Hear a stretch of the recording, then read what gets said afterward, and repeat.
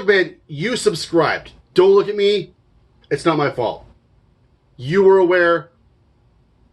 Leave me alone. You subbed. It's on you, man. Blood is on your hands. Sorry. How you doing, guys? Welcome to another episode of Sad Reacts Only. I've been really having fun in the live streams with my brothers from other mothers. Yeah, you all know who you are. Hope you've been watching. It's been fun. And a running joke in the whole live streams is that I fucking hate Manowar. But the truth is, I don't know if I've ever listened to Manowar. If I have, I forgot about it. Either because it's been so long that I listened to them, or because it's so forgettable that I just erased it from my mind. So, I thought, what better way to enjoy a rainy Saturday evening than to reinvigorate my hatred for Manowar, or love them. Who knows? The plot might kill you. So, I am going to listen to Manowar, Kings of Metal. Alright. I might get distracted by how hot this album cover is. Damn. Here we go. I hope this is worth somebody's time. We aren't going to listen to all of this by any means. I thought I would do Kings of Metal and Hail to England. I think like Manowar is one of those bands where I feel like I get different opinions on what their best album is, but I will not listen to you if you say, no man, that's the bad one. The one you gotta listen to is whatever. Like, fuck off. Like, I can't imagine. Manowar had two eras. One of them was yeah, and the other one was yeah. Anyways, here we go.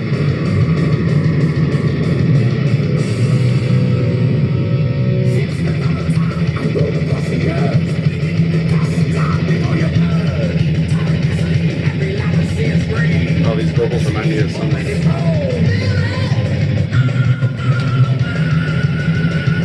That drum beat is stupid.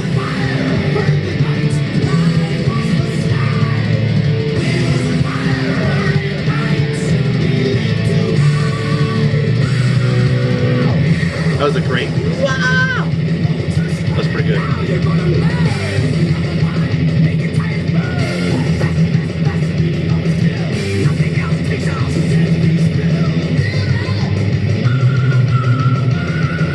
That's a super amazing, like, glam vibrato. Might be a little loud. You can only play Manowar at 11.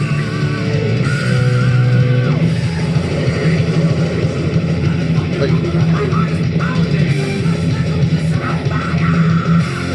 they're playing with these fucking hard pan vocals. Like, well, it's coming from everywhere. It's Manowar everywhere in my head.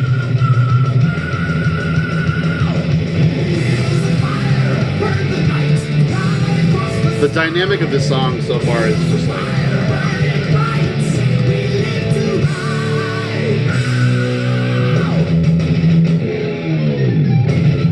Oh god, that's fucking hokey.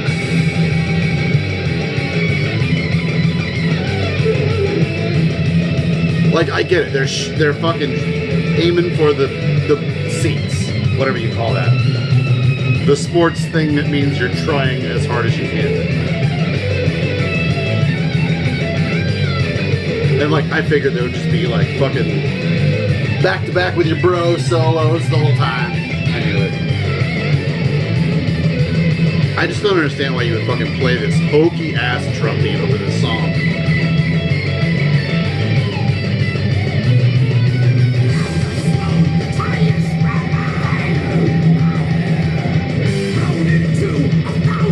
Ah, who's that sound like? This fucking trade-off, like, pan vocal shit.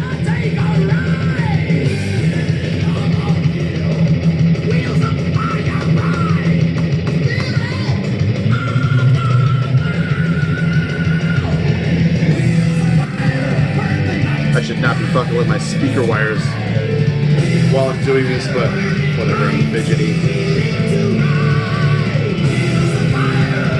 So there's like 2 riffs in this song. And solos all over the place.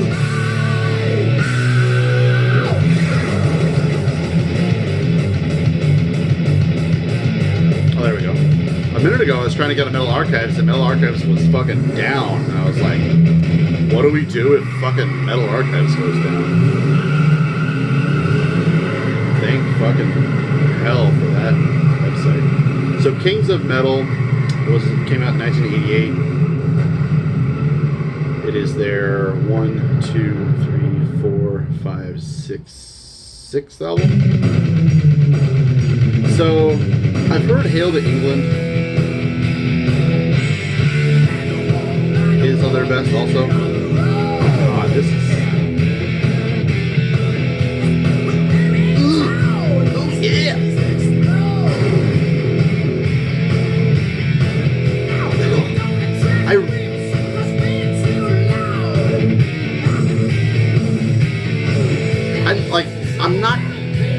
I don't think it's worth my time to sit here and like break down how and say like this is bad. I don't feel like off the cuff that this is bad. I tend to analyze things as metal albums, and like maybe it's just this record, but this has a lot less to do with heavy metal, at least my defined perimeters of the genre, than I would have thought. This is fucking butt rock. This is fucking leather wad in your jeans, codpiece, tacos in your beard, kind of fucking butt rock heavy metal. I don't know. Hokey ass drum fucking beat, and the riffs are just simplistic.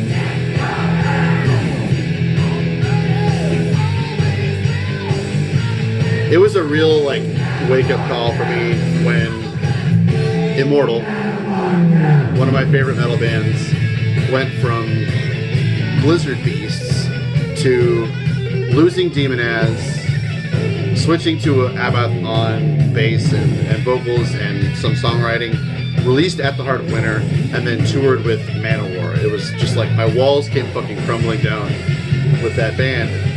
And like I never understood the Manowar, but the more I've come to learn about Abath, he's just a fucking Kiss rock star kind of. He loves that kind of stuff. I don't really understand what kind of influences would have went into him when he was doing stuff like Diabolical. I mean, Battery, of course. Like Pure Holocaust. You know, there was some Burzum in there a lot, of course. I think Battles in the North. Here we are talking about a completely different band. But Battles in the North, I think, seems like their purest, like most original work. These fucking gang yells, like I only permit gang yells in like certain specific situations. Kings of Metal! Like, I mean, if I was shit-faced and 16 hams in to a Saturday night with my buddies somewhere, I could have a good time, but in the back of my head I would be like, what the fuck is this? I chose this album, if you're wondering, because Eric Bauer said he just snagged a copy of this, and I just got to thinking, like, you know what would be really funny is if I did a Sad Reacts. Okay, so let's maybe try, let's get to further along on the album, and see if we can maybe make it through one of these songs. How about the last track, Blood of the Kings?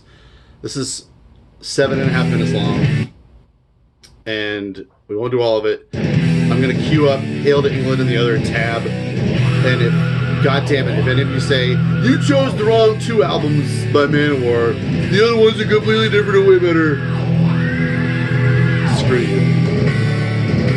I'm pretty sure Marty has said Hail to England is the one. But like, I don't have situations like that where I'm sitting around drinking beer with my buddies very often. I've had like one of my buddies who lives in town here with me. I've known him for 20 years. We played in a band together. He's been in some of my videos. He also thinks Manowar is fucking garbage. Wait, I'm putting words in my own mouth. I don't want to go that far yet. I'm not going to say Manowar is fucking garbage unless it's totally in jest. I have a really strong respect for a vocalist who can have that like raspy kind of scream, but also a little bit.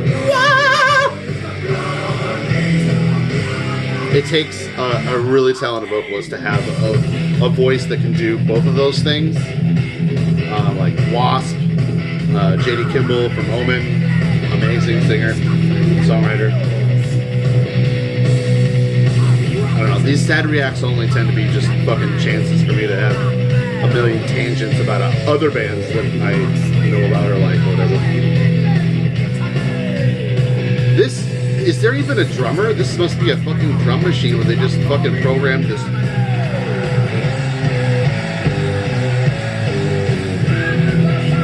Same thing the whole time.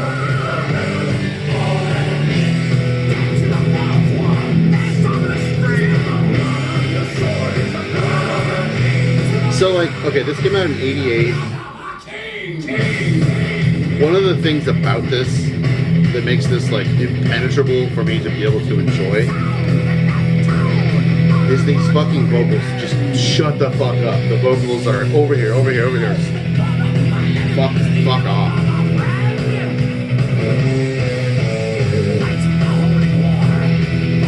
So maybe it's worth saying, I hope none of you think that I do this because I seriously want to like discourage you from listening to whatever the fuck you want to listen to. I don't want to sit here and make you dislike Manowar any more than you do. For some reason, I think it's more palatable for me to say, like, this is my opinion, this is how I feel about it, I'm trying, and it's not working. Alright, that... If I could sing like that, I would probably do it all the time, but not with this drummer, and not with these songs. Anyways, okay, that was the last half of the last song, Blood of the Kings, on Kings of Metal. It's... Here we go. Hail to England.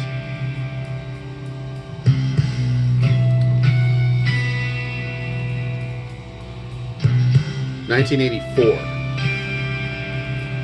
So, based on like the ratings on Metal Archives, they seem pretty consistently like between 80 and 90, somewhere around there.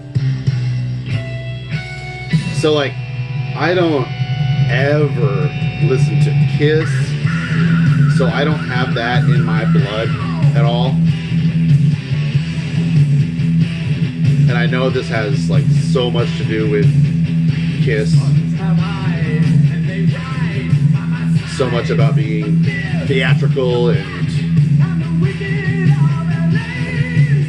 I mean, they're exemplifying everything that is ridiculous about metal, and that's what metal is. And it's such a diverse genre that, of course, its origins are going to have stuff like this. Like, to me already, like, I am finding this so much more welcoming because the vocals are just right here. Just a singer doing a song.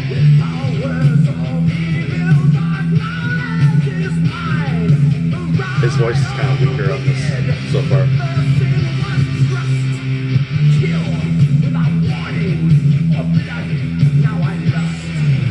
I'm curious to know maybe like how this was received back in '84. It seems like they're kind of an enigma in a way. Wait a second. They're from New York? Is this true? They're from New York? I had no idea. I always thought, hail to England. They're from England, right? Why? Alright, whatever. Somehow I feel like more responsible for this because they're American. The drummer is less boring on this one.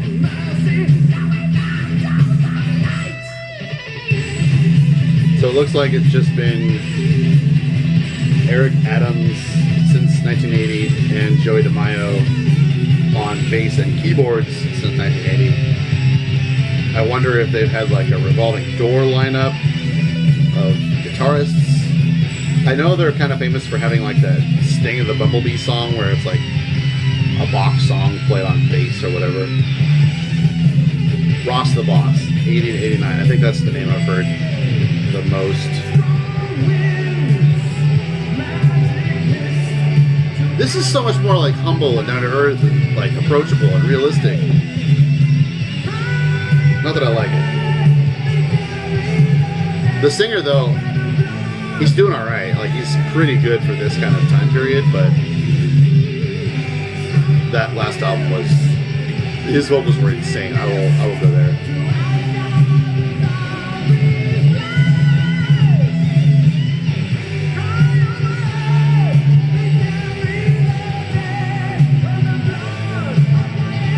I'm like analyzing the weapons that he has on here. It's like an England flag with spikes around the handle.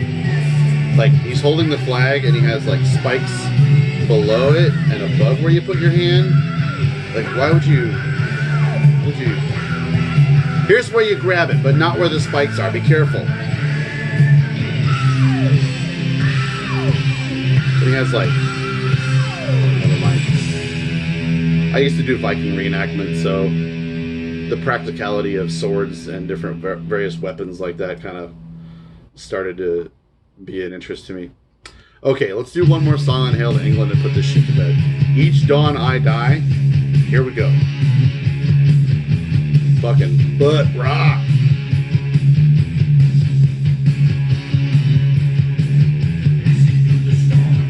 Well, like it's so inconsistent though. Like they're touting their fucking muscle, their warlords and kings of everything, and fucking like it though. That's fucking metal. That's how you do metal. But it sounds like this. It sounds.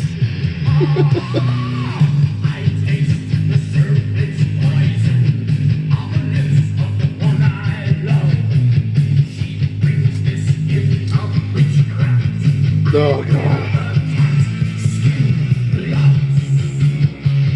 Sometimes I do these videos to illustrate as fully as I can how the fact remains that I didn't grow up with this kind of stuff. I didn't start in metal with this kind of stuff. And I think the older I get, the more I realize that the stuff that you like is the first stuff that you heard when it comes to the certain, micro genre that you're talking about. And so to enter the realm of metal 20 years after this stuff had taken place and then go back to it, it's like this, you just can't fucking deconstruct it and like appreciate that timeline. It's like going too far back for me, I guess. When this came out, I would have been 5 years old and listening to fucking kids music. I do remember like some of my earliest music memories, aside from like the kids music that my mom got me. I had like 2 tapes until I was maybe like 7 or 8 years old, and then I saw Michael Jackson's Thriller on TV, and the zombie dancing scene gave me fucking nightmares. Scared the shit out of me. I was very restricted in what I could watch as a kid. So I wound up getting that album early on. My mother was a huge thrift shop person, and so we went there often. And I think I remember seeing Michael Jackson and thinking like, this is that guy that gave me nightmares. Mom, can I get this? And then another one that was one of the very first albums I ever owned was Devo to Traditionalists. So like, and like that was 87, 88, 5 years after this had come out. So like, to give you an idea of like the timeline of when I got into things, like this is just completely alien to me.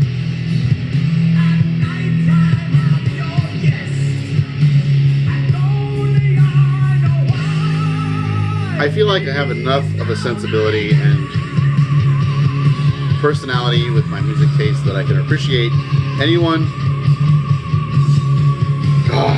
singer, anyone who can write a good song. I can at least say like, that's a good song, that's how you write a good song, good job. And I'm not saying this is bad songwriting whatsoever. I'm just never going to reach for it. It's not something that gets my goat at all. But I've given you my raw, unabashed take on Manowar's Hail to England and Kings of Metal. Shall we see how different this song can be? Kill with power.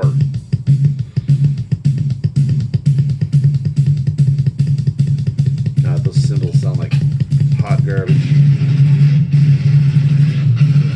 Here we go.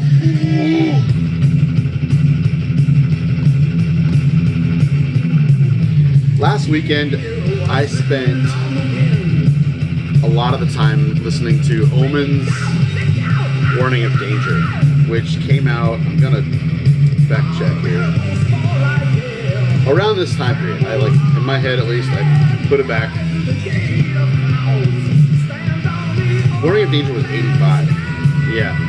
And like I was just so utterly fascinated with that record, that songwriting. So much stuff around this time period was predicated on this supposed or like inferred metaphor or like exaggeration of reality, which so much metal depends on that.